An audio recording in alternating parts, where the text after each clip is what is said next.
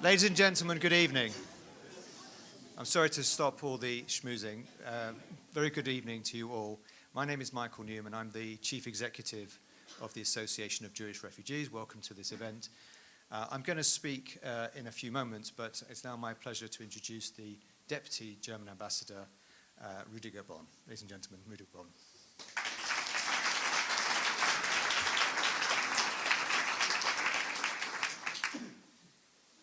Yeah, thank you, Michael, and Mr. Simpson, Mr. Lucas, Mr. Baddiel, and Mrs. Urbach, ladies and gentlemen. I feel greatly honored to be able to join you here at Westminster Synagogue as German Deputy Ambassador. I would like to start by also thanking Michael Newman from the Association of Jewish Refugees and Toby Simpson from the Wiener Holocaust Library. I'm grateful for their initiative for a joint event focusing on Jewish refugees and their descendants reclaiming German citizenship. And together with them, I thank Karina Urbach, who will moderate tonight's discussion. A special welcome goes out to our very special guests today, Matt Lucas and David Baddiel. I assume they don't need much of an introduction. Both have very kindly agreed to share their thoughts on the restitution of German citizenship with us tonight.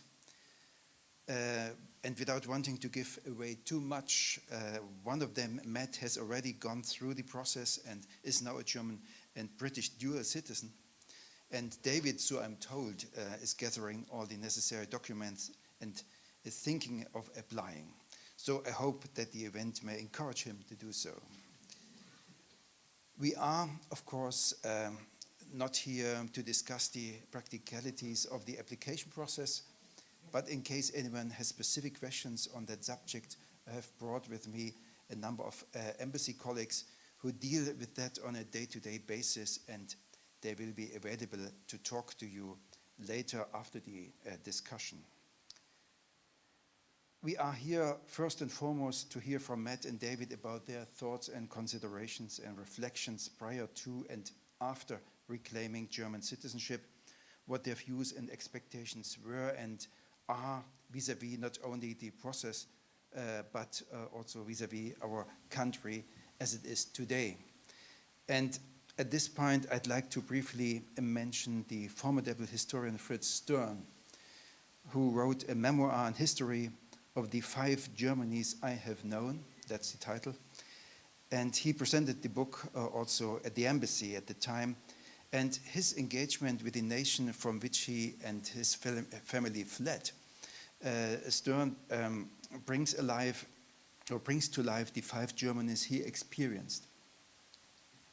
In the book, Fritz Stern illustrates Germany's evolution from the Kaiserreich to the Weimar Republic, the Nazi dictatorship, the Federal Republic, and today's United Germany, firmly embedded in Europe. He captures Germany's dark road towards the moral abyss of the Shoah, horror unparalleled by anything either before or since. The book shows how late we were in becoming a liberal democracy. This only happened in the 1950s through a course of firm Westintegration, or integration into the West, helped by the so-called economic miracle, which we experienced as a consequence of the Marshall Plan. Today we are surrounded by friends and partners, and that is how we wanted to be. Let me also say that the Jewish community in Germany today has been flourishing and now comprises around 100,000 members. Some speak of 200,000 members, but 100,000 members is a confirmed number, under the umbrella of the Central Committee of Jews in Germany, making Germany the 8th largest such community in the world. For us, the Jewish community is now a fundamental part of our society, a truly extraordinary gift to Germany, born from the wonder of forgiveness, so to speak. With every story told, with every passport issued, every stay in Germany, Jewish life is returning to Germany and taking hold. We are regaining this aspect of our identity, and I am most grateful for that. For me, it is clear that the wrong that was done cannot be undone. This is why I sometimes struggle with the word Wiedergutmachung or compensation. I read it as meaning we should do as much as we can to move in the direction of reconciliation. This is an eternal task, of course. In August 2021, we witnessed the latest amendment of the German National Act. It concerned those victims of Nazi persecution whose citizenship could not previously be restored due to inadequate legal provisions. It had long been overdue, and I would like to thank all the people who helped bring this change about in and for this community. Reclaiming German nationality, given our history, is a huge step. I stand in awe of everyone who takes this step. From a legal point of view, each applicant exercises their right that exists under our Constitution and the Nationality Act. And yet, this is not merely about the bureaucratic procedure. Each applicant is, at least in my eyes, a momentous occasion, a step forward, a step towards our country. And I fully understand if there are people who say, I cannot do this given what happened to my family. Behind each and every person's decision to take this step lies a history of suffering and loss, an experience of fleeing from one's home and struggling to establish a new home elsewhere. In many cases, this new home was Great Britain. I have been told that many felt so grateful to Britain that becoming German might feel like betraying the very country that saved them. Many applicants tell us they feel torn between feeling Jewish, German, British, or even European. Such situations raise many questions. Do these identities necessarily contradict or potentially complement each other? Is it a question of identity? Is Brexit and having an EU passport a practical factor in this, or do the considerations go deeper? And it is important to bear in mind that the application process requires documentation. It requires looking back into the past, which is a painful process, as we are well aware. In many families, this causes a lot of debate. Some family members may support the process, others may oppose it. Every year since 2018, more than 1,500 applicants have taken this step in the UK alone. The German embassy in London is now, alongside our missions in the US and in Tel Aviv, among the top 3 places to apply. The reasons for and against restitutions are numerous and manifold and vary from case to case. Tonight we will learn more about the considerations and motivations that may be involved. I'm looking forward to hearing Matt's and David's thoughts. And yeah, with that I hand over back to you, Michael. Yeah.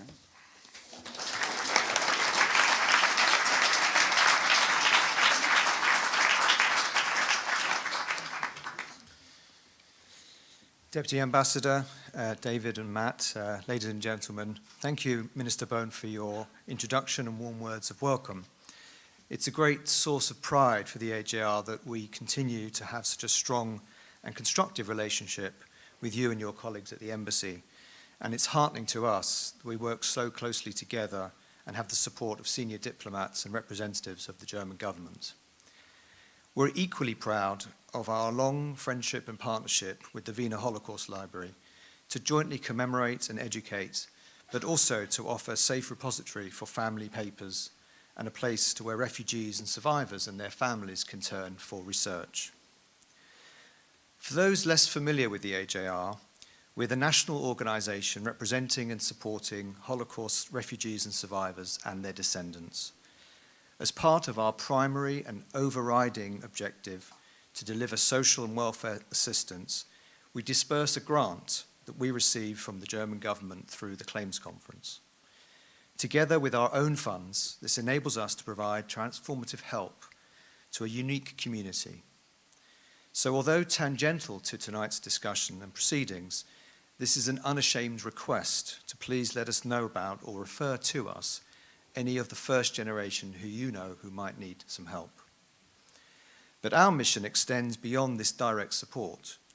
We are increasingly engaging with the descendants of the refugees and survivors so that the second and third and even the fourth generations can be part of our work to perpetuate the legacies and stories of those who perished and those who survived. We're also a leading benefactor of educational and commemorative projects and programs, working with organizations such as the Wiener Holocaust Library, as well as creating our own resources, such as our interactive UK Holocaust map, for which we partner with the government, and our testimony collections, Refugee Voices and My Story. All of these projects serve to capture, preserve, and spread awareness of the culture, customs, traditions, and the heritage and way of life of pre-war Middle Europa, as well as the contributions of many of the Jewish refugees to their adopted homeland. This evening's event comes on the eve of the anniversary of the Wannsee Conference, when the fate of European Jewry was decided. But the genocide that was put into operation by that gathering of 15 high-ranking Nazis, educated and qualified men, did not begin at Wannsee. The Nazi state-sponsored persecution of Jews began in 1933. Anti-Jewish measures that were enacted included the 1933 denaturalization law and the 1935 citizenship law, while the very identities and rights of Jews and others targeted by the Nazis were curtailed by the Nuremberg laws. Simply put, the Holocaust was predicated on the idea that one could not be both German and Jewish. The final solution was the conclusion of the oppression, but the question of citizenship was at the very heart of the genocide. For many, both then and now, citizenship means much more than just a legal status. It is a concept that is tied deeply to our sense of identity, of belonging, of who we are. That is why tonight's event is not meant merely to look at the practicalities of reclaiming German citizenship, but rather to unpack many of the nuances and complexities associated with it. While the decision to leave the European Union created a huge interest, particularly among the descendants of German Jewish refugees, to reacquire a European status, it also sparked discussions about what it might mean to be German, to become a citizen of the country that persecuted our parents and grandparents, and what they might make of us even considering this option. If there already was a prevalence of guilt and neuroticism, this didn't help matters. But it also led to people exploring Germany, in some cases traveling there, and acquainting themselves with Germany today. I'm in the fortunate position of visiting Germany fairly often and working with colleagues there and from the embassy here. And I find a country with a strong culture of remembrance where the crimes of the past are recognized and taught and commemorated. But this is a view many others are similarly finding during their own encounters. It is exemplified by the growing number of Stolpersteine, by Germany hosting and advancing the work of the International Holocaust Remembrance Alliance, and through the many exchanges and visits by younger generations. Speaking as someone who has acquired German citizenship and reclaimed my European identity, I'm greatly looking forward to the discussion, insights, and perspectives, and maybe even some disagreements this evening. Just a couple of small housekeeping points. Such is the popularity of tonight's event. It's also being live streamed, so greetings to all those online. And it's also being recorded. So if you want to watch it again, perhaps to make sure you really do disagree with that person who asked the question, we will share the link with you all in a couple of days on our social media. There will also be the opportunity to ask questions, for which we have some roving mics. And we would love to continue the conversations both during the reception that follows, but also online. And if you are online, please use the imaginative hashtag German citizenship. So we're very grateful to our speakers for making themselves available. Even though they need little introduction, it's my great pleasure to welcome the comedian, presenter, screenwriter and author David Baddiel, and to note the publication of his most recent book and its accompanying TV documentary, Jews Don't Count, and Matt Lucas, actor, comedian, writer, and television presenter, who, relating to this event, featured in the Who Do You Think You Are programme that was broadcast last June. I'm also delighted to welcome Karina Urbach, to whom we are grateful for moderating the conversation between David and Matt, and to congratulate her on her recent book. And I must say, it's an excellent, fascinating publication. Alice's book, How the Nazis Stole My Grandmother's Cookbook. Ladies and gentlemen, David, Matt, and Karina.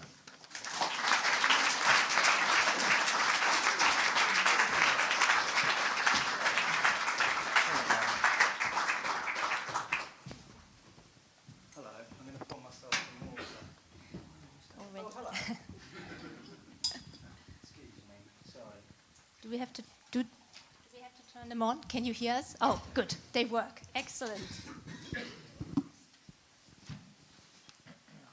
You need water? No, I'm okay. I'll have some water during it, but I won't start with water.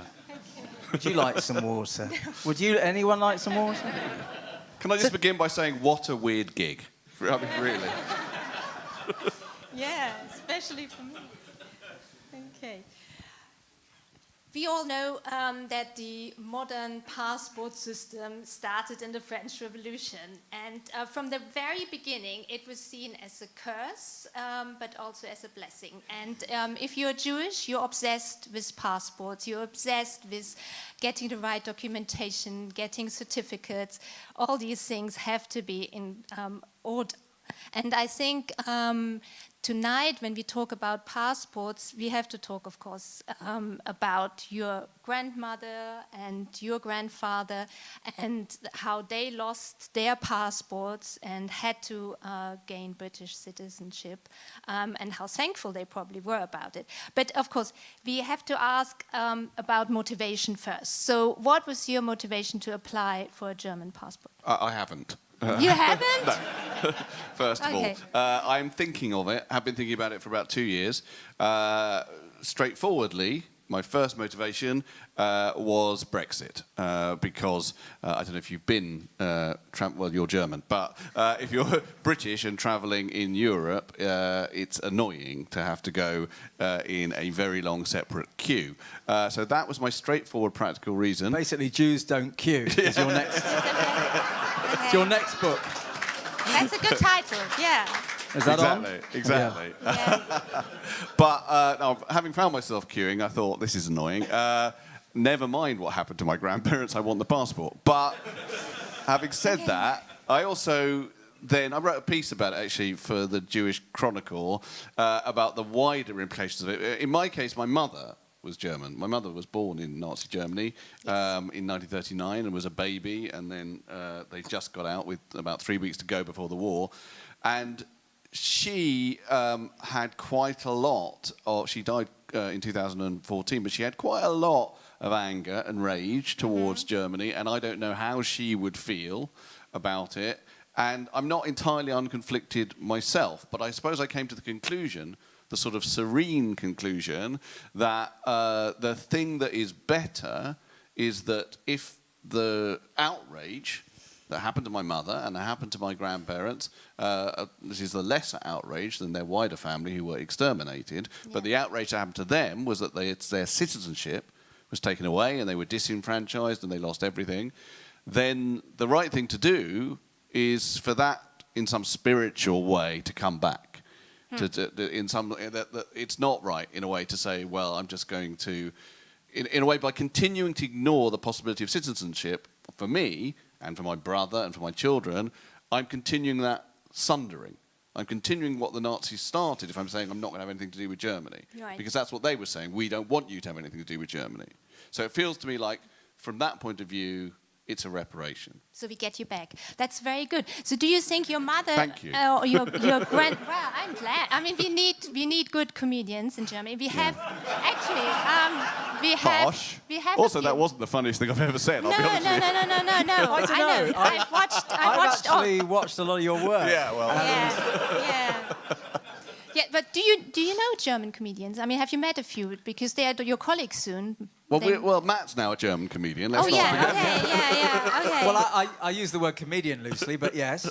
Yeah, you have met a few because we are not that bad. We are back to the 1920s with our satire and cabaret. I've met one German comedian who's a popular comedian in Germany, and also he always dubs me. His name's Oliver. Whenever I'm on screen in Germany, Oh, Oliver, yes. he dubs me. Heute Show. Is he from the? He has not much hair, and is he that one? No, that's him.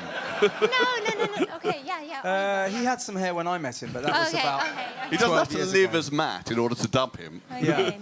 Okay, but coming yeah. back, so this Jewish guilt feeling, would your grandmother approve of what you have done? Well, no. So I should say that my catalyst was similar to David, which was Brexit, because, I don't know the economic positives and negatives about whether Britain should or shouldn't be in the Union. I'm not clever enough or knowledgeable enough. I don't have a great in-depth understanding of it. But I know one thing, which is that since the creation of the EU, no country within the EU has been at war with any other country within the EU. And that, for me, is a really good reason to stay in it, because it's not that long ago that Britain was in a war, and there is another war. There are other wars going on right now involving European countries. So to me, it felt almost complacent to leave the Union, and so that really, I don't agree with Brexit because. I don't know enough about it to want it to happen, and I've already explained why it doesn't sit right with me. And so I looked into was there a way that I could stay in the Union, and then of course my grandmother was from Berlin and came and lived here, and so I applied for citizenship. And received it, because actually the official line, as I understand it, is that Germany invites people who are eligible for citizenship to come and get it. That's my understanding. Of course. So actually what I did was accept the invitation. And it did have me thinking that the Germany of today is not the Germany that... That's what I wanted to ask you, because you grew up in the... Yeah, and the Britain of today is not the Britain that my grandmother came to either. And that is not a lack of gratitude from me as someone who's the descendant of someone whose life was probably saved by being allowed to live here. Can I just interrupt with that, actually? Yeah. That's a very interesting point, this sort of lack of gratitude thing, because I don't know about everyone in this room, but despite the fact that Britain has got lots of things wrong with it, I retain an incredible sense of gratitude towards Britain because we only got in by the skin of our teeth. And there's a sense that, that there is a base tolerance that exists in Britain that may be phantom, I might be wrong about that, but that creates in me that sense. So what I would say is that, I don't know about you, but I do not think that acquiring German citizenship will actually make me any less British. Yeah, and that's what I really wanted to say was when I came out publicly and said, I've been granted German citizenship, it was seen by some as a kind of a rejection of British citizenship, and it isn't that. It is dual citizenship. Yeah. It doesn't make me feel any less British. Yeah, I'm American as well. I don't know if you know this. I'm also American, so I'll have triple... Can I have this? I might have blown it now. But I'll have triple citizenship, but I've never really felt... I'm just American because I was born there, right? So I've never... So... I will feel, I don't know if this blows it as well, I will just feel British because I always will feel British. But I still think the symbolic value, as well as the practical value of having a passport, is a good thing. Well, you mentioned this gratitude, and I think the AGR has, of course, many people, and perhaps there are a few here who are Kindertransport people, so who came here in the 39 or 38, and I was wondering whether later on perhaps we could talk about whether you feel differently, whether you wouldn't want a German passport. But it's a generational thing, and I wanted to ask you, when you grew up, at school, was there Holocaust education? Because I remember that they called it the Men with Mustaches course, that Stalin and Hitler was taught at school from the 1980s onwards, and before that it was only the Tudors and nothing like Nazi history. I mean, you're a bit older, I think you're the young one. No need to bring that up. But we went to the same school. We did go to the same school. Oh, right. We okay. did, yeah. I don't remember the man with the moustaches course, do you? You remember the Man with Mustaches? No, I don't remember you the don't? man. No, Oh, okay. I don't remember that. I don't remember much in the way of Holocaust education, to be You honest. don't? You're No. not looking at someone who listened to much of what he was taught at school. Okay. No, I mean... not in depth. No, I don't think, not in the way, like, one of the things that, because my book, Jews Don't Count, Yes. has come out in Germany, just a sidebar while we're here. There's this weird thing that happened, which was in German, the German publisher says we can't call it Juden zählen nicht, which is the literal translation of Jews Don't Count. We can't call it that because of our history. They wrote to me that. We thought it would be too inflammatory because of our history. And for about 4 seconds, I thought, I might just troll him and write back, what history?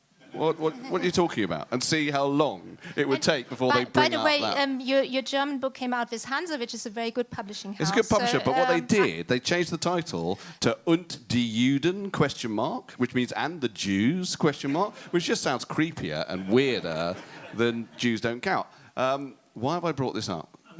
Because I wanted to ask you about Holocaust education. Whether you had When I that went to Germany to launch that book, and you can fill me in on this, but it's probably the country that is most, down with, absolutely has Holocaust education as part of its curriculum, right? Yeah, absolutely. Yeah. So, I mean, so you have this thing that German people are more aware, probably, of the Holocaust than any other nation, particularly young people as well. And that's a sort of amazing thing, and actually made me more conducive to want to get German citizenship, because you may or may not know this, but there's massive ignorance about it in this country and in America and elsewhere. There's still, like, in America, there's like something like 1 in 4 people are completely unaware that it happened, for example. Yeah, my son went to school in America, and the only thing he learned was about Anne Frank. That was the only, and I think she's related. No, she's not related to you. Anne Frank, there is a connection to your family with Anne Frank. There is a connection, yeah. Yeah. My grandma's first cousin lived with the Frank family in the home that they had immediately before they went to the annex. Yeah. That's right, because I'm sure you have all seen both of them in Who Do You Think You Are? And yours is the latest episode. But there was something that you asked me earlier, which I didn't answer, which was what my grandmother might have thought of this. And look, this discussion that we were having about people having different views on this is a discussion that we had in my family, where my mum, who sat there, I asked my mum, and my brother, would you also be interested in applying for citizenship? And they felt that my mum's mum, my grandmother, who was German, would not have been comfortable with any of us getting it, and therefore they both have, at this time, declined to accept the invitation. But so I think possibly my grandmother would have been against it, but there's other aspects of my lifestyle she also would have been against, to be honest with you. And and that's a generational thing as well. And you can't live your life by what your grandma would no, have wanted. exactly. Is what you're saying. And that's how I felt. And I do. There's lots of my grandmother read the Daily Telegraph. I don't tend to read that. There's lots. Although the crossword's wonderful, but there's lots of things where we didn't agree. Yes. And that's fine. It's fine. We're living. Also, it's sometimes it's okay to disagree. Yeah. Also, the truth is always complex. Yeah. So my grandparents were, they'd had their lives completely ripped apart by this. They were industrialists. My grandfather was an industrialist. He owned a brick factory in Königsberg, now Kaliningrad in Russia, which is a whole other issue because they weren't given that much reparation by the German government because their property ended up in Russia. That's a whole other issue, which I might start a class action about when I'm German. We'll see. Okay. But the point is that By the way, I genuinely, and I could be wrong, I genuinely think the fact that you already have dual citizenship might make it hard, might make your application. Well, then I'm leaving. Why am I doing this gig? No, please Does it? don't. I could be wrong. Well, Okay. I don't know if you can have citizenship of more than 2 countries. You can. Oh, you can. I think I nowadays think you it's can. really important then to disregard anything I say, because I know nothing. Sorry, carry on. The complex thing I was going to say is that my grandparents were, furious in many ways, or contained all sorts of issues. I think they wouldn't have gone back to Germany during their lifetime in Britain because it was too painful. Nonetheless, they were incredibly German. That's the point I want to make. Obviously, they came here they were middle-aged when they came here. My grandfather never really spoke English properly. He died a man who still believed that Goethe was a greater playwright than Shakespeare. And same with my grandma was a bit more English. Her name was Otti, but she used to tell people her name was Ethel.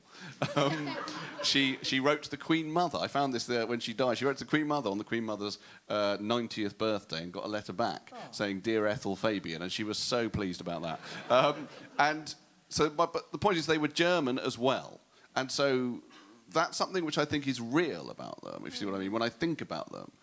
And if you take out, which obviously is difficult, the immense pain or whatever, I sort of think like the memory of them is still sustained by me taking German citizenship. It lives up to their memory, even if it's something they wouldn't want. That's sort of what I'm saying in terms of what Matt was saying. Yeah, and when I was younger, I remember even saying to my agent when I started out, if I ever get offered a job in Germany, I don't think I could take it. I don't think I would take it. I didn't get offered a job in Germany, but I don't think I would. I don't know if I would take it because I would be worried about seeing people on the streets and who are of a certain age and thinking, what did they do in the war, and were they the ones who, I would have that problem. And now, just purely practically, to have been any kind of age of responsibility during the Second World War, you'd need to be nearly 100 years old. So I just think, practically, that's not so much of a concern.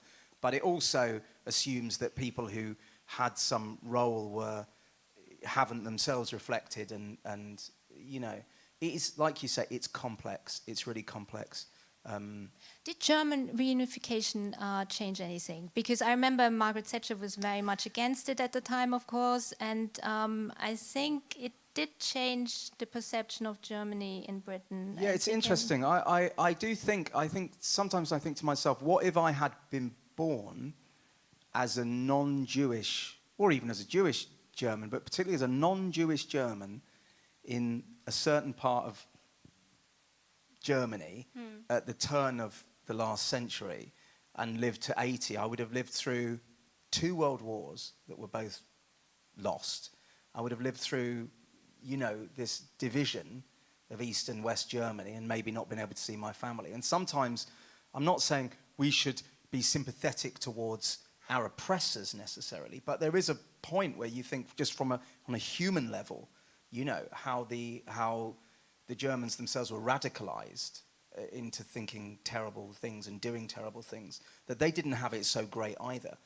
Well, there's also something else, which is when a lot of things I don't know, but when I went to Germany, and you were talking about this earlier, is that since reunification, there's been a growth of the Jewish community in Germany. Yes. Because a lot of the German Jews who are now there have come from the East, have come from Russia. And when reunification happened, Russian Jews who were unhappy in Russia thought, oh, we can now go to Germany. Although some of them apparently, I'm told, experience a certain amount of racism because of their Easternness. They're sort of seen as sort of lesser than it's complicated in ways I don't understand. But there is a stronger, that's why there is a more numerous Jewish community there than there was before unification. Is that right? In Berlin, we have a lot of people from Israel now. So the young people love Berlin, of course. Well, they just visit, you mean? No, they want to stay. So they're staying. So that's, we have a young... So what, people are leaving Israel to come to Germany? Yeah.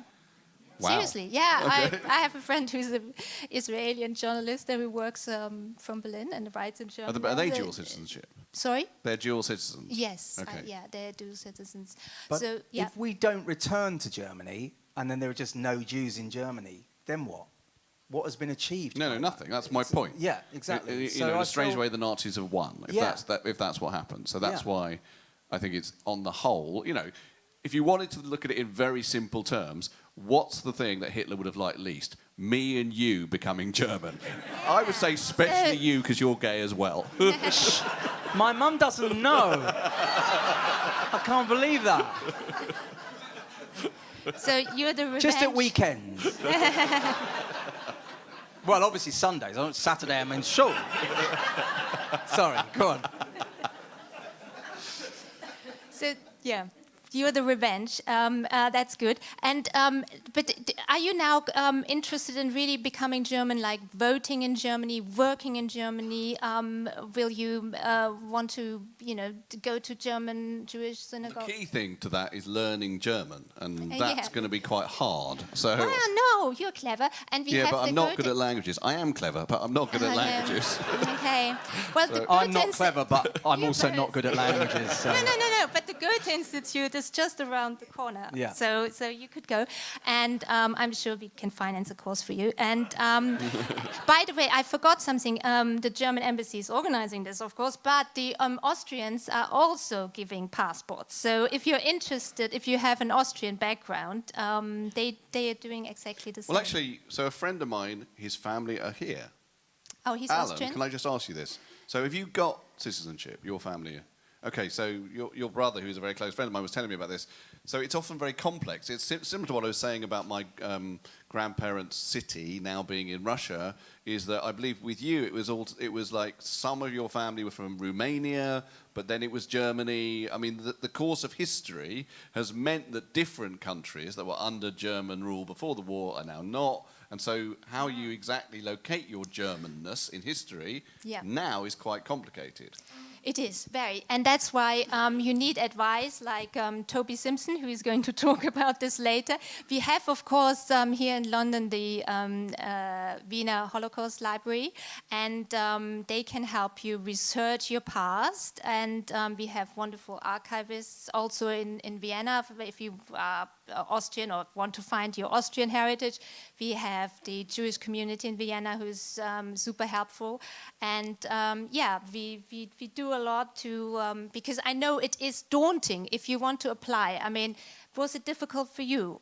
To apply? Yeah, I Well, mean, lots of documentation you Yeah, have to... so look, I'm really fortunate in that I have like a secretary assistant who did a lot of that for me, and I'm very grateful to Emily for doing that.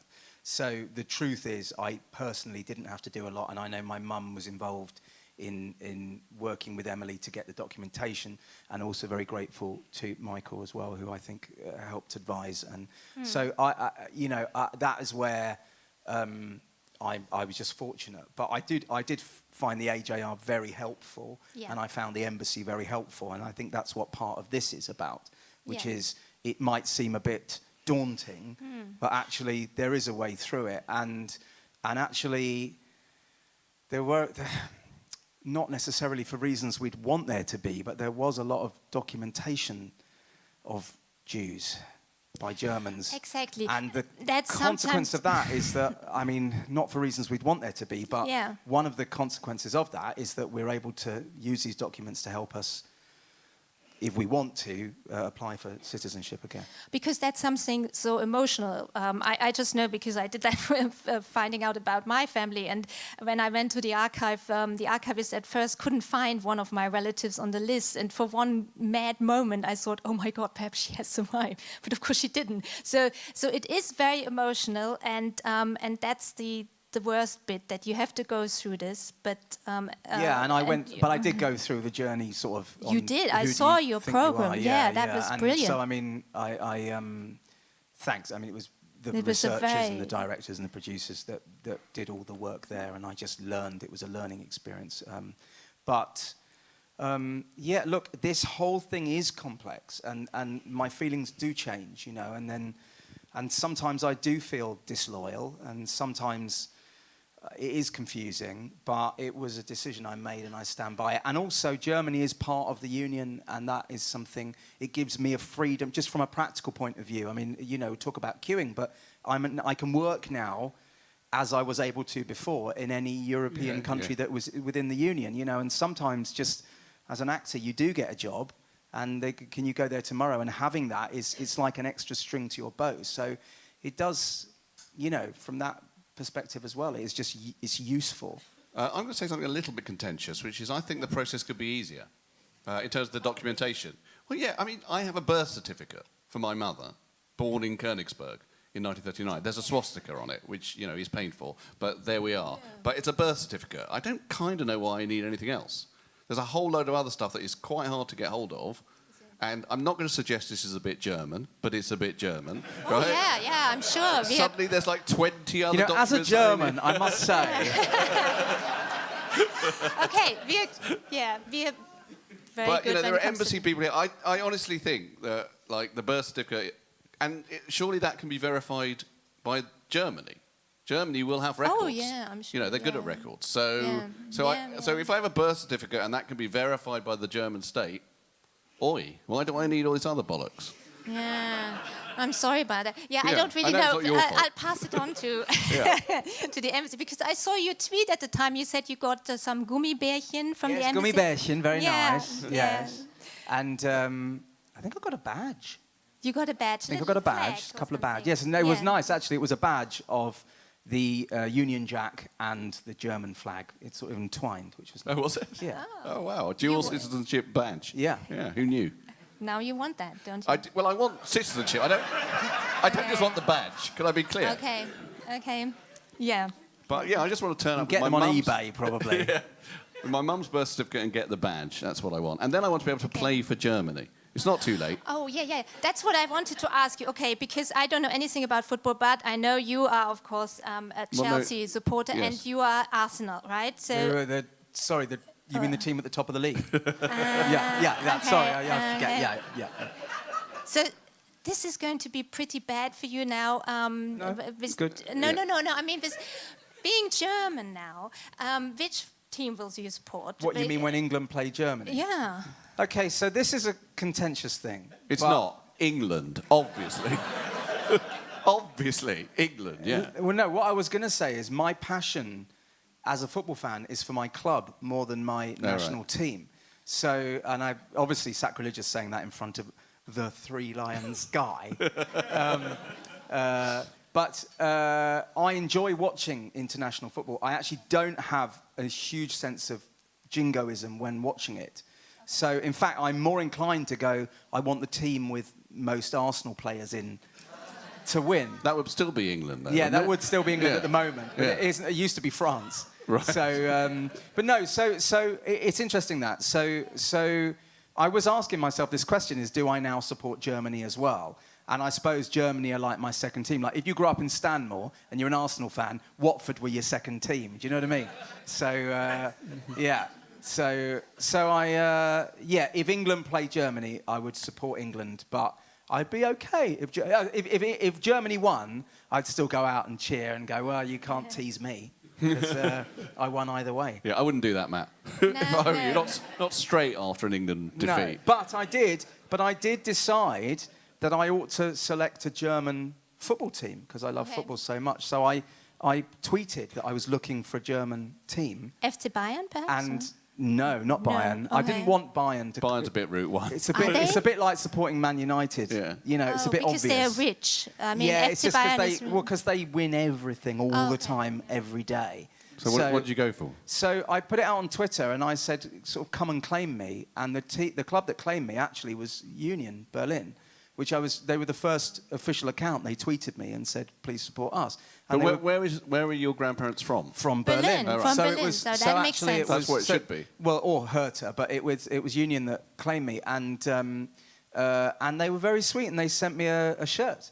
And so I hope maybe later this year to go and watch them. Are they any good? I don't. Well, they were top of the league, but they're not top of the league right now. But I would like to. Arsenal. Unlike Arsenal. Yeah. I don't know if I mentioned that. But so I thought, I'll choose a German. Well, a German football team chose me, but yeah. Of course, you wrote about anti-Semitism in football teams, and you, of course. Well, at football, more at grounds actually than in the teams. No, not in the team. Sorry, Yeah. the Yeah. fans. Yeah. That's a very important part in your book, and where you described the scene at Chelsea where somebody used the word "yid," and we have. I don't think anti-Semitism is a big problem in German football teams. We had 1 or 2 incidences, but I think you're safe there. Okay. But do you think that? Anti-Semitism in Germany in general, is that for you a problem, or because have you informed yourself about it, or are you worried about it? Well, anti-Semitism in general is a problem. It's a growing problem, and in the last 15, 20 years, and that's why I wrote my book, and because of the internet, and because of the way the world is going, and populism and all sorts of things, anti-Semitism is a growing problem. As far as I understand it, it's a growing problem in Germany as well. One of the things that was really complicated was when I was there promoting my book, which is, of course, about the progressive neglect of anti-Semitism as an issue, and not considering anti-Semitism to be as important as other forms of discrimination. I asked about that amongst sort of left-wing Germans that I spoke to, and some of them said that didn't used to be a thing. It didn't used to be a thing because of the Holocaust remembrance and the teaching. People are so hyper-aware of anti-Semitism that wouldn't be a thing. But they said in the last 4 or 5 years, yes. Partly because of antipathy towards Israel, and partly because of a thing that I wouldn't know anything about, which is that they said that some of them feel that the teaching and sort of awareness of Holocaust memorialization has become sort of slightly static in Germany, that people know about it and they sort of say, oh yeah, that was terrible, and then that's it. There's no kind of actual sense of like, and now we must be careful about anti-Semitism in the present. It's just a memorializing thing. Now, that might not be true, but that's what a few people said to me. I think it's when we learnt about World War I at school, we didn't connect with it in the way that we connected with World War II. And that's not just because we're Jewish, but also just because it wasn't as recent. And I think probably it's also a consequence of people no longer being able necessarily to talk to their grandparents about what it was like during the war, even in Germany, because their grandparents might not be, people who lived during that time are no longer around. So it just probably feels a bit more distant and remote, and therefore you feel less obligation to. Do you know what I mean? Of course, and as time goes on, as people, as Holocaust survivors die, unfortunately, the actual living testimony, this is, if you talk to people who are involved in Holocaust remembrance, this is a big issue, that's going, and there's nothing more absolutely engaging in a very extreme way to understanding the Holocaust than listening to the testimony of survivors. But unfortunately, we're starting to lose them. Well, I think that Holocaust education in Germany is very good, but we do have a problem, of course. We have a problem from the radical left and from the radical right. And the radical left, of course, always uses Israel against Jews, and we have the BDS, the Boycott, Diversify, Sanction Israel, a movement that is used by the radical left. And then we have the radical right, and we always had them, and that's they just say the things they said 20 years ago. But at the same time, I think there is a lot of hope, because I have met so many young people and students, and these Stolpersteine, which were mentioned, these stone of remembrance that we have in so many German cities, and they really make people aware of our past. So it's it's a very it's an interesting picture. You will probably, the more you travel to Germany, of course, the more you will meet people and their different ideas about how we cope with our past. Shall we have some questions? Yeah. Okay. I'm sorry. I was dominating. Don't be sorry. No, there are 2 people I have to ask. I was told to ask Joe Reinhold and Felix Couchmann about their experiences in applying for a German passport. Could I have Joe, please? I'm Joe. Oh, Hello. hi, Joe. Hello, everyone. Thank you very much for letting me share my story and my experiences. So yeah, Joe Reinhold and my family on my mum's side were from Germany. So both her parents and her aunt and uncle as well. Sorry, I've written some notes. So I have reclaimed my German citizenship, and it was quite a long, protracted, not an easy, emotional process, but I have done it. But actually, I'm very connected, and a strong reason to be here.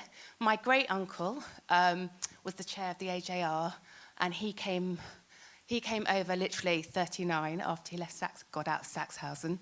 And his wife, Eva Reichmann, was the director of the Wiener Holocaust Library. And I'm the other logo. I now have German citizenship, so I've covered all three.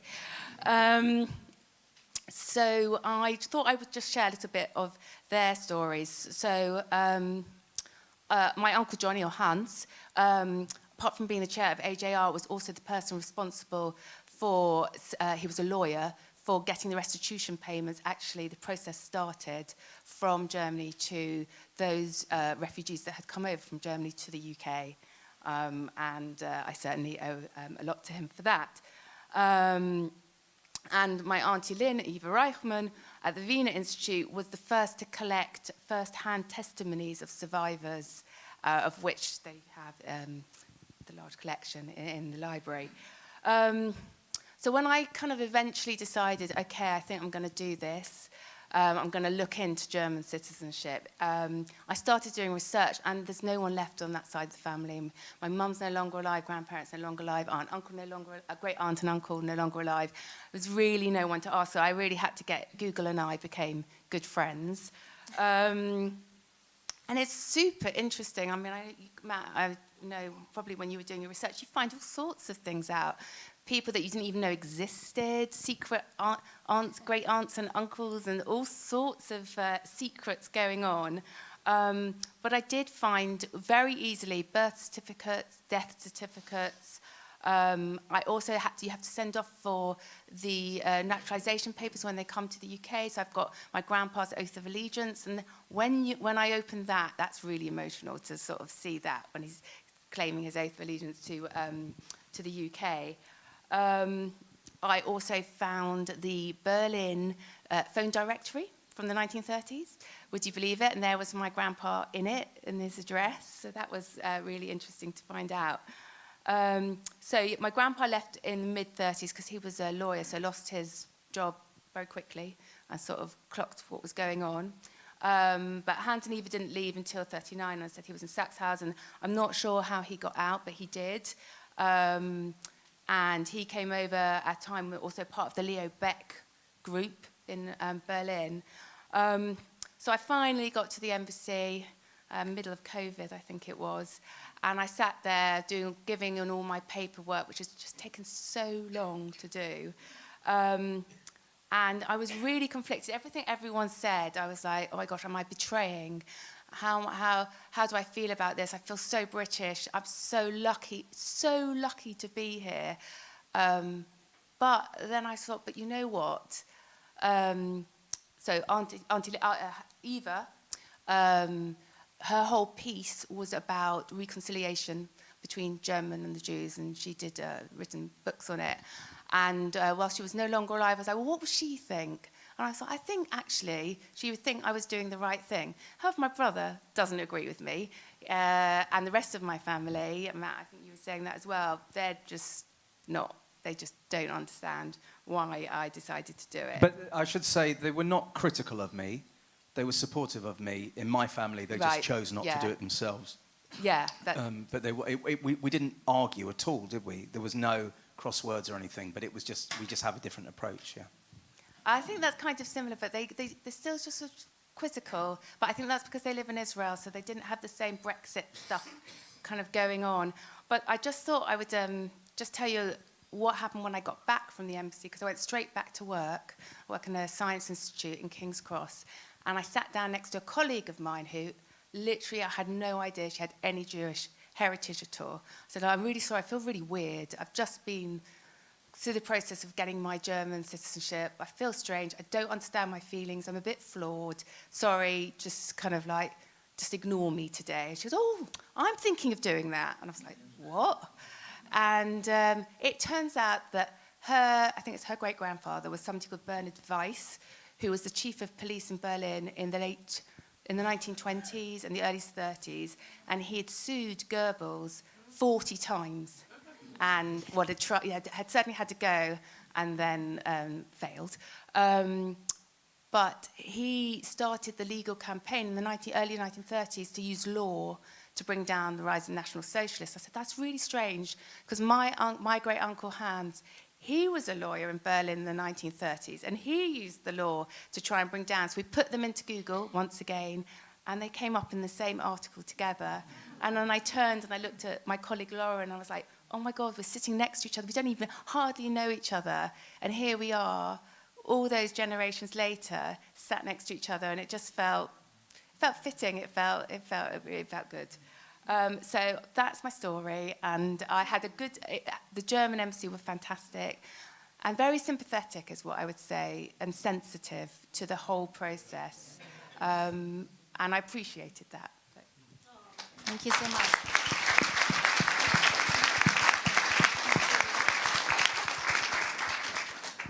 So the other gentleman was Felix Couchman, who wanted to... Oh, that's you. Okay. Yes. Oh, I do now. My name is Felix Couchman. Sorry, stand up. Why should I stand up? Okay, I'll stand up, apparently. That's your mum telling you, isn't it? That's your mum, that is, yeah. My name is Felix Couchman. Just a little bit, I've applied but not got my certificate yet, so I will get it. I am eligible. So in terms of going through the process, it's been straightforward because my oldest brother got it, and therefore I will get it. Part of my motivation, I guess, is twofold. My mother came to the UK on kinder transport when she was aged 8. She stayed, she never went back. She married my dad, and we're all here. What was interesting, I never spoke to her really about what she would have thought about it. She's no longer with us, so I don't know what she would think. But from her attitude, she was very tolerant. She didn't blame the Germans of today, as it were, for the past. You know, passing on the sins of the fathers to the sons. That wasn't part of what she was about. She had a slightly stubborn side, and she would make sure we always drove a VW Beetle, and she played Wagner very loudly and things like that. But that was her kind of finger up to the Nazi past. The other thing I wanted to say in terms of motivation for me, I'm doing it for her. I'm doing it for all the family members who didn't survive, and also my grandfather is a big motivation. He was First World War air fighter pilot. He fought for Germany, very brave, for a country that he loved. Didn't stop him going to the Buchenwald, being put there. He was lucky enough again to escape with his wife and my mother and her brother as well. But he went back. He went back as soon as he could, and he spoke to organisations, Jewish organisations, and they said, don't go back to Germany. And he ignored that, and he went back. And he did that for two reasons. One, because he told his family he would go back, and secondly, resonating what the deputy ambassador had said, he wanted again to put his finger up to the Nazis and say, no, there will be Jews in Germany again. We will have businesses, we'll get them back, we will have babies, we will have families, and we will grow. And that's what he did. And that's really, I'm applying. I don't feel particularly German. I don't feel German at all, to be honest. But there's that resonation there, and I'm doing it for them and in their memory.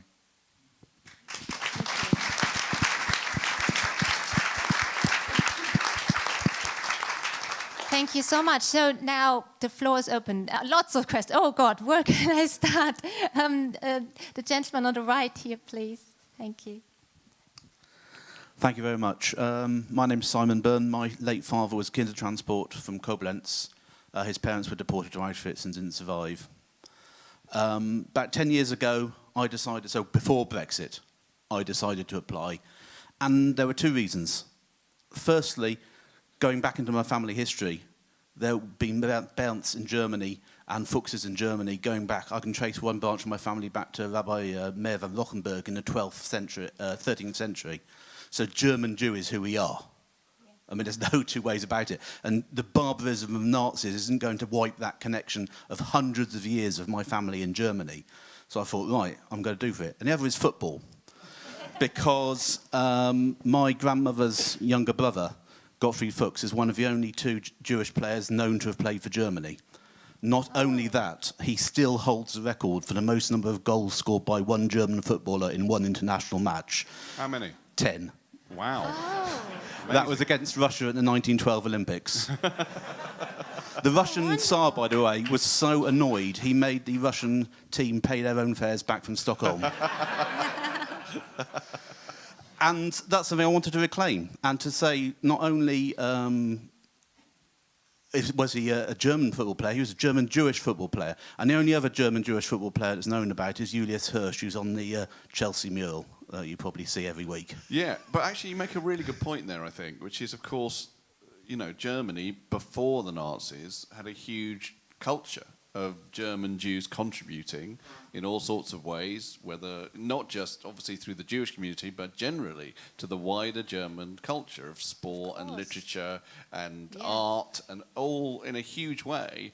And so, yeah, why not reclaim that rather than deny it, which you do a bit by saying we won't reclaim German citizenship? I agree with that. It's a really good point, I think. Yeah, I mean, look, my great-grandfather was a doctor in Berlin, and he served for the German army in World War I. My grandfather also served for the German army in World War I. Yeah. So, yeah. So did my grandfather. Yeah. So they did their bit. They did a lot for Germany. Yeah. And you definitely deserve to get that back. So there's another question. There was another gentleman here. Oh, yes, that's right. Thank you very much. I am the son of, I'm second generation son of German Jewish refugees to this country. I visit Berlin very frequently. I'm very fond of German culture and so on. I'm just a little baffled. I was listening very carefully to David and to Matt. Exactly what your motivations are for claiming German citizenship. Great if you want to go and live there. That's absolutely fine. And also there's the issue of Brexit and moving around Europe, and perhaps there should be some facility for having EU citizenship rather than German citizenship. But in your initial discussion, all you seem to say as regards reasons for having German citizenship, apart from the Brexit issue, were that you were honouring the culture of your grandmother, and that also I forget what the second reason. What I said was that the denial of citizenship. Yeah, that and also to them, would be rather than saying satisfying Hitler. Hitler would have won. Yeah. But is this not really what it fundamentally boils down to? If you want to have German citizenship without living in Germany, which is a completely different issue, sympathetic to anybody who wants to go and live in Germany and have German citizenship, your fundamental motivation is one of, you believe very, very strongly that by taking out German citizenship, it's a matter of reconciliation with Germany. It's not really. No, what it's you not said. what I'm saying. No. I'm saying whether that's no, really... that's not how I would see it, really. I mean, I don't know if that's in the frame, really. It's not that I wouldn't reconcile with the modern Germany, who I don't hold responsible. No, exactly. But I don't hold the modern Germany responsible for the crimes of 1930s Germany. So, Nor were the crimes of 1930s Germany committed against you. No, but they were committed against my mother. Finally... The number of the point is, I still remain baffled. Unless you want to live in Germany, which is a perfectly reasonable aspiration, I still remain baffled as to why... Well, let me stop your bafflement. Yeah, right? please do. And Matt could also stop my bafflement. There's a practical reason. I will be great. Well, Matt added another practical reason. Yeah. There's two practical reasons. One is travel, and the other is being able to work in Europe. Yeah. And EU citizenship does not exist. So while it doesn't exist, those are very, very powerful practical reasons. Beyond that, if you are thinking about the practical reasons, which is the primary way into this, you then have to think about the emotional underbelly of that. And the emotional underbelly takes a while to get round, because you think like, well, these are practical things, but am I still, you know, distant from Germany because of what they did? And then you start to think about, well, that seems a slightly immature way of thinking about it, because there's a symbolic thing where you think like, well, it's not helpful in the way that you might think about what happened to your family to carry on sundering, carry on putting distance between yourself and the modern state. Now, I don't think that necessitates a need to go and live in Germany, which would be a huge upheaval of your life. So it's really just a practical thing underpinned by a symbolic way into why this is okay. It's not okay for everyone, as Matt's brothers have said, but I think that's the way into thinking about it. And it's also about having more freedom. You know, I now do have the freedom to go and live in an EU country again if I want to. No, I fully agree. So there's all sorts of, I mean, you know, there's someone in my life who's, you know, who I'm very close to, who's from another EU country, and, you know, I might want to spend time there with him. You know, there are certain personal things I haven't necessarily told you, but there are, it's about freedom as well. But it is definitely not any rejection of anything to do with the UK. It definitely isn't. I have not renounced my... No, okay. And yes, I don't know. Maybe one day I will will have a home in Germany. I lived in America for 7 years, you know, and had I stayed there for longer, maybe I would have become an American citizen as well. But I believe in the EU, and that was my way in to it. Yeah. Okay, there's so many questions, and I just got the signal that I have to hand over very soon. Yeah, can we have one more? Wait a second. Do we have lots of men? Are there any women? Woman, there's one at the back. Could I have a woman, please? Yes, thank you. Could I? Yeah. I don't want to discriminate, but we only had one woman so far. Okay, well, that's great to have an advantage to be a woman. Anyway, I wanted to ask you a non-citizenship related question. Many years ago, I interviewed the actor Andrew Sachs, who was a great British comedian, but he was also a refugee from Berlin. And he said he found that it was an advantage to have a refugee background to be a comedian, because he was sort of sitting on the edge, as he called it, and he could use it for comedy. So what I wanted to ask you, whether you feel your background helped you on stage and in your work. I think that being Jewish is enough from that point of view. I do. I think that being Jewish, in terms of comedy, is a useful thing to be, because Jews are kind of assimilated, but kind of not. Jews are always sort of in the culture, but they've got one foot outside the culture, and that's quite a good thing if you want to observe it and subvert it and make fun of it. So I think that would be enough. But being a refugee probably helps as well. But I don't think of myself as a refugee. That was my mother. I didn't feel, you know, it doesn't actually take very long, despite the huge rupturing that happened to her, for, you know, she built a life with my dad and whatever. It was a mad life, but that's a whole other story. Yeah. And we were British, you know, we had a British upbringing, so I didn't feel a refugee, but the Jewishness was enough to create the difference, the slight difference that I think helps. Perhaps I should add that there were lots of Jewish comedians who went to America and who came back after the war, and like Friedrich Thorberg, for example, the satirist, or Georg Kreisler, and they came back to Austria because they couldn't live without the coffee houses. So I can understand that if you have to live in America and you miss the culture. So the coffee is terrible there. The coffee house in Vienna? Oh, no, yeah, in America. In America, yeah, awful. Terrible. Yeah, Rubbish. I mean, yeah. It's much better in Vienna. Yeah, of course. And the pastry. Exactly. Yeah. So anyway, but I would love to take more questions, but I was told to hand over to Toby Simpson, who is the director of the Wiener Holocaust Library and who can tell you the really important bits, where to get archive material. That is the really important bit. What a fantastic event to have the privilege of wrapping up. So. Thank you very much, Toby. Thank you for having us. Thank you. And one of the best things about it is it's been such an informal chat. I'm going to keep my remarks very informal. I want to start with 3 thank yous. And of course, the first thank you is to the speakers, who have been absolutely fantastic. We have given you a round of applause. I don't know if we should give you another, but the second thank you we should definitely give a round of applause to. And that is to this venue, which has been an absolutely beautiful place to have this discussion. So I want to thank everyone who works here at Westminster Synagogue for helping to put on such a fantastic event.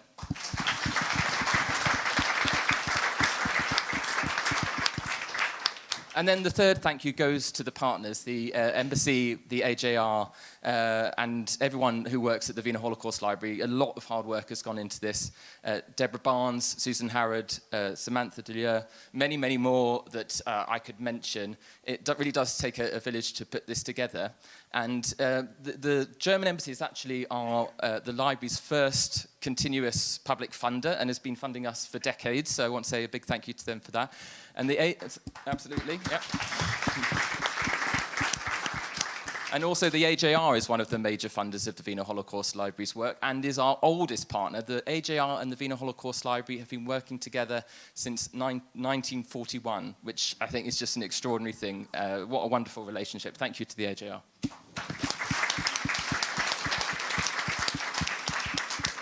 So then 3 more things I want to tell you about the Wiener Holocaust Library. We are here to help you, especially if you're thinking of applying for German citizenship.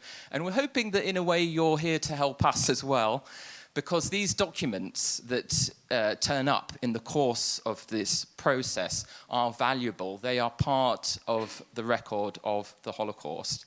They will be useful to future generations for all kinds of reasons that we can't even predict now. And people aren't necessarily aware of that. They don't fully, but it's a process of appreciating the value of these documents, each of which give a unique perspective on this history. So the library has over 1,000 collections of family documents, and that reflects the trust that the community has had in the library over many decades. This was an institution begun by a man who led anti-Nazi information gathering in the 1920s, Alfred Wiener, who came to Britain in 1939, whose own family was torn apart by the Holocaust, and he kept working right up until the very end of his life, building up this extraordinary collection, which is the world's oldest Holocaust archive, and one of the most important in the world as well in terms of its record. And we have begun to appreciate this amazing cultural treasure that we have in Britain, but it's taken a long time, and I think there's still some way to go. So if you haven't been to Russell Square to visit the Wiener Holocaust Library, arrange your visit, come along, and if you do have documents, please bring them to us. I just want to talk about the what, the how, and the why very, very briefly. What is the Wiener Holocaust Library? It is the largest archive in Britain. It's based in London, Russell Square. It is. We have a really dedicated, well-informed team, and that brings me on to the how. We can help you to research your family's past, to find other resources to assist you in processes of research, to access our wonderful, beautiful reading room and exhibition space. It's a place for learning, for connecting with people. And then that brings me to the why. I think we'd all agree in this room, it's more important than ever to confront Holocaust denial, challenge anti-Semitism, and we are the most extraordinary toolbox of resources that is here for all of you. So we want you to come and visit us, engage with us, and help us build this crucial library of record of the Holocaust. So thank you very much for everyone who supports the Wiener Holocaust Library. We really appreciate it.